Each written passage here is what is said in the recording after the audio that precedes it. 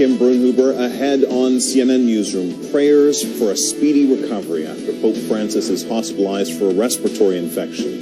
Ukrainian military gear up to launch a counteroffensive against Russian troops, and tears and broken hearts in Nashville, Tennessee, as the community comes together to honor the 6 victims of this week's school shooting. Live from CNN Center, this is CNN Newsroom with Kim Brunhuber. We begin with details of Pope Francis's health. Right now, it is 7 a.m. in Rome, where the pontiff spent the night in hospital after he had trouble breathing on Wednesday. The Vatican says he'll stay there for a few days. Catholics around the world, including in the Pope's hometown of Buenos Aires, are praying for the 86-year-old religious leader to recover quickly. The Pope has had some health issues recently, including colon surgery and chronic knee pain. CNN's Delia Gallagher has the details. The Vatican says Pope Francis had been complaining in the past few days about some respiratory difficulties, and on Wednesday afternoon, he went to Rome's Gemelli Hospital for what the Vatican calls previously scheduled tests. Those tests revealed that the Pope has a respiratory infection. They have ruled out COVID, but they say that he will need to stay in hospital for medical attention for the next few days. Now, we saw Pope Francis on Wednesday morning at his weekly general audience in St. Peter's Square. He seemed to be speaking and breathing just fine, but of course he is 86 years old, and when he was a younger man, he had part of his right lung removed due to respiratory illness. This begins an important Easter week, one of the busiest weeks in the Vatican. On Sunday for the Pope, he has scheduled masses and other events, but for the moment, we will be monitoring his progress in the hospital. Delia Gallagher, CNN, Rome.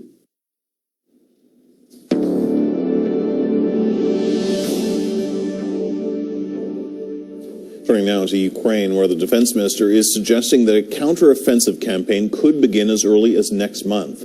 Alexei Reznikov says German Leopard tanks now arriving in Ukraine will likely be on the battlefield in April or May as Ukraine prepares to launch a counterattack against Russian forces.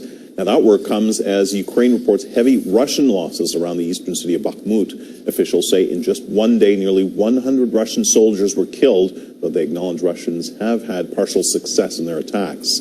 Still, the U.S. Joint Chiefs of Staff chairman says it's the Russians who are paying the highest price. Here he is.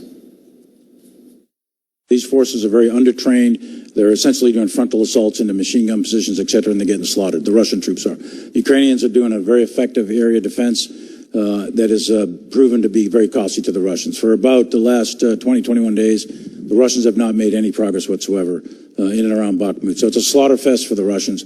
They're getting hammered in the vicinity of Bakhmut, and the Ukrainians have fought very, very well. Now to the southwest of Bakhmut, the head of the UN nuclear watchdog traveled to the Zaporizhzhia nuclear power plant to assess the current conditions. It was his second visit since Russian forces took over the plant last March. Rafael Grossi says the situation at Europe's largest nuclear power plant hasn't improved, and the International Atomic Energy Agency is now focused on plans to protect the plant. He said there's been a significant increase in the number of troops in the region. Here he is. The increased military activity, which I was referring to on the basis of the information I had before going, is obvious in terms of military presence, signs, visible signs of damage and destruction before you get to the place. So it is obvious that this area is facing a perhaps a more dangerous phase.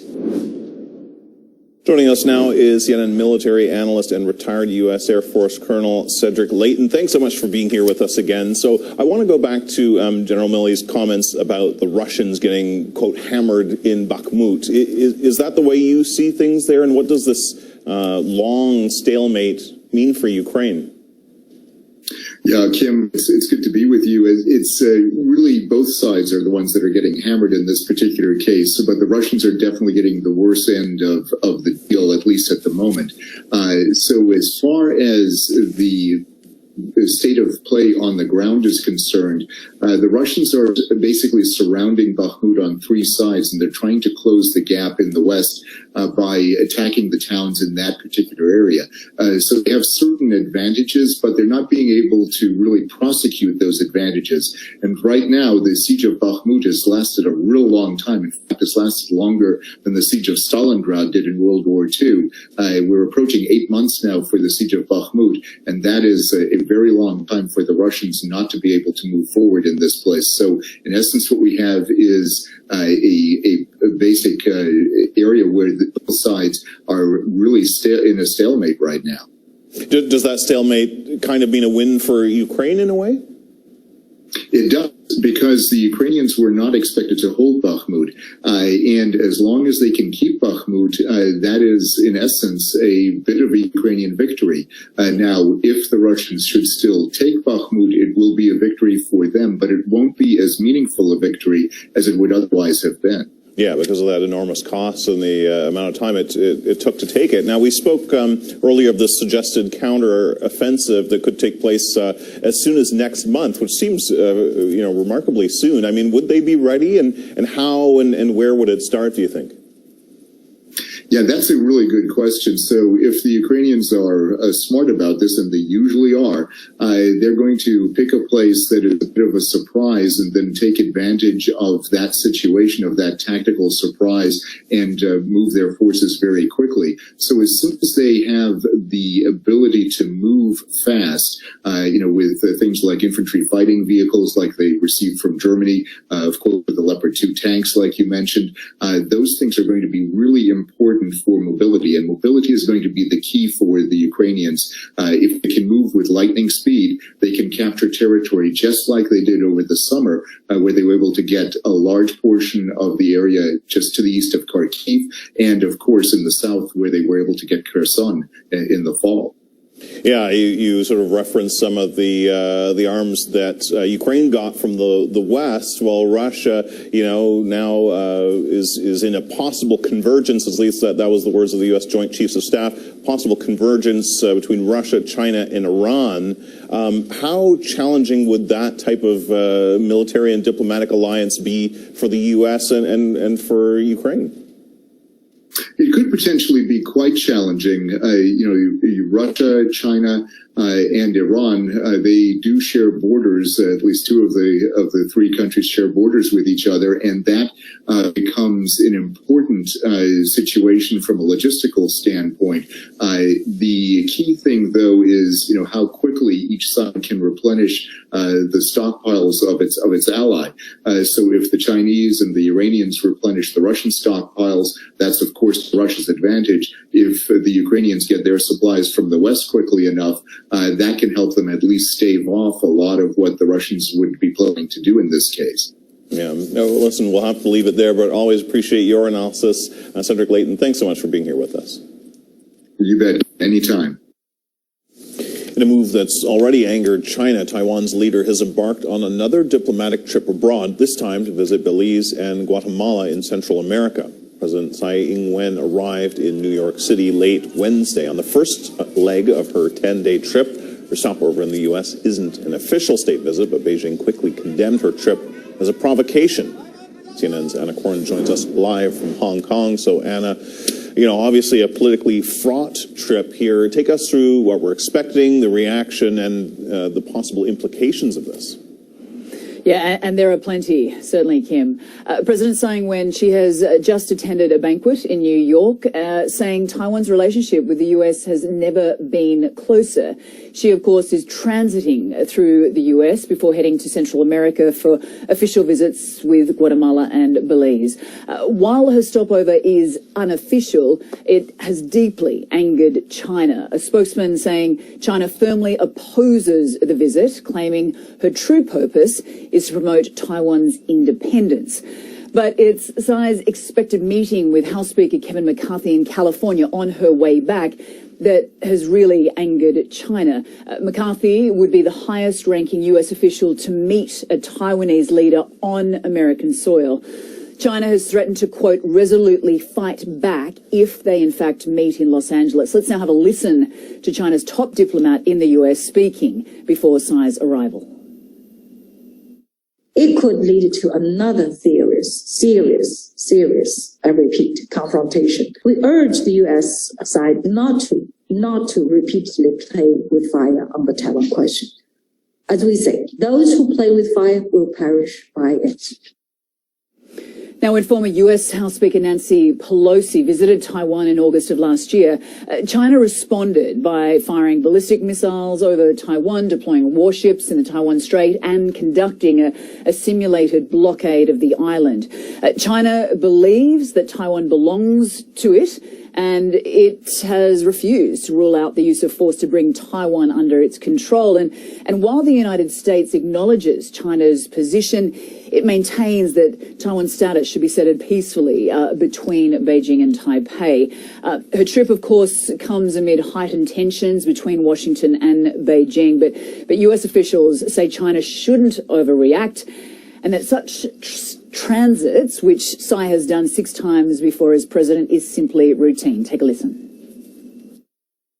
This transit is consistent with our long-standing, unofficial relationship with Taiwan, and it is consistent with the United States One China policy, which remains unchanged. It is Taiwan's decision to make these transits based on their own travel. Transits are not visits. They are private and they're unofficial. Kim, analysts believe that Tsai's 10-day visit is designed to strengthen diplomatic and economic ties with the West and assert her island's autonomy. They also believe that she wants to project strength back home. Tsai, of course, is stepping down as president next year following a drop in support for her Democratic Progressive Party. She wants to bolster confidence in the DPP before presidential elections next January, Kim. All right, thanks so much, Anna Corn. Appreciate that. Mexican officials have announced they will issue arrest warrants over the deadly fire at a migrant detention center near the U.S. border. Outrage is growing after video emerged from the facility, and we just want to warn you the video you're about to see is graphic. Now, authorities say none of the public workers or private security officers made any attempt to open the door to the migrants who were locked inside the burning building there. At least 39 people died in the disaster Monday night. And protesters are demanding justice for the victims and accountability from the government. They gathered outside the Interior Ministry in Mexico City and held banners reading, "The migrants didn't die, they were killed." Britain's King Charles III is set to address the German parliament in the coming hours and meet with Ukrainian refugees who have sought sanctuary in Germany. When he and his wife Camilla arrived in Berlin on Wednesday, it was time for ceremony and pageantry and symbolism. Our Max Foster was on hand.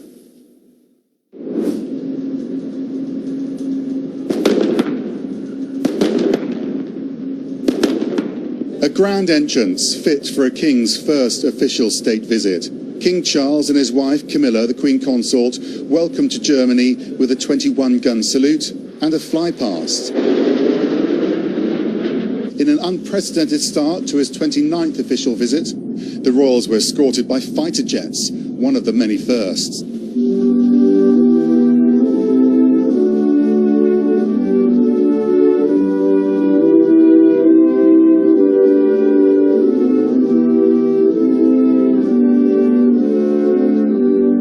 Adding to the sense of history, this was the first full ceremonial welcome for a head of state here at the Brandenburg Gate since the Second World War.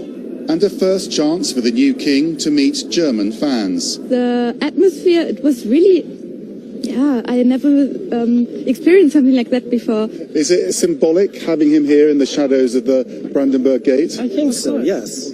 I think it's, there's a strong bond between both countries for centuries, and there were 2 world wars, and it's actually great to kind of go together. There's a friendship again. We all know about him when he was Prince of Wales. He did a lot for the environment, which I think is a good thing, and I think we'll have to see what will become of it when now that he's king. King Charles's focus on the environment was on the agenda as usual, with a reception focused on green energy and a tree planting ceremony, part of the Green Canopy initiative in memory of his mother, Queen Elizabeth II.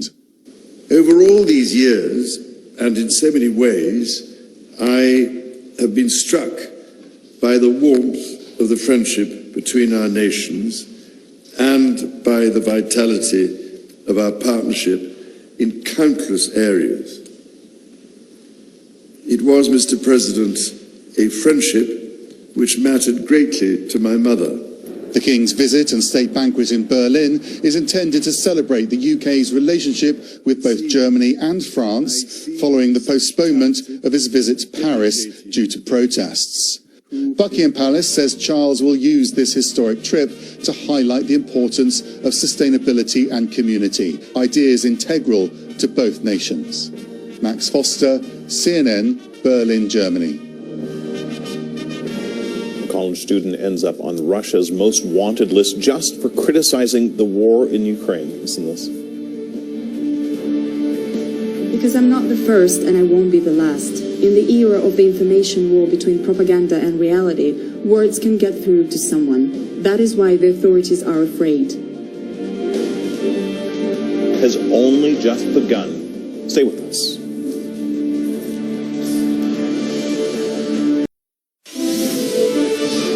And we have breaking news in the U.S. state of Kentucky, where the governor says fatalities are expected after a U.S. Army helicopter crash.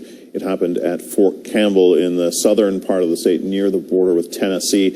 Now stay with CNN for the very latest as new developments come in, but we do want to share this with you. Kentucky Governor Greg Beshear tweeted this. We got some tough news out of Fort Campbell with early reports of a helicopter crash and fatalities are expected. And Beshear said the State Emergency Management Agency, along with local officials, are responding to the scene. And he said, please pray for all those affected. Nashville, Tennessee is paying tribute to the 6 victims of the shooting at a private elementary school. At a vigil Wednesday